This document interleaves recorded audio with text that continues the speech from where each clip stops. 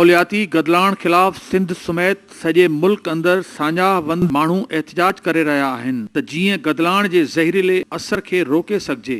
मीरपुर माथेले जे वेझे ॻोठ बंगुल खान मशोरी वेझो गुलाम मोहम्मद शुगर मिल ॻोठाणनि लाइ अज़ाब बणिजी वई आहे। शुगर मिल जो गदलाण वारो पाणी भरिसां वहंदड़ वाह में छोड़ करण सबबि उन जा असर फसल ऐं ज़मीन खे तबाह करे रहिया आहिनि त ॿिए पासे ज़मीनूं बंजर बणिजी वियूं आहिनि। अनाज ऐं भाॼियुनि में ज़हरीलो पाणी मुंतक़िल थियण सबबि सॼे इलाइक़े में ख़तरनाक बीमारियूं जनम वठनि थियूं। ॻोठाणनि जे एहतजाज बावजूदि शुगर मिल इंतज़ामिया तरफ़ां खेसि धमकियूं मिली रहियूं आहिनि।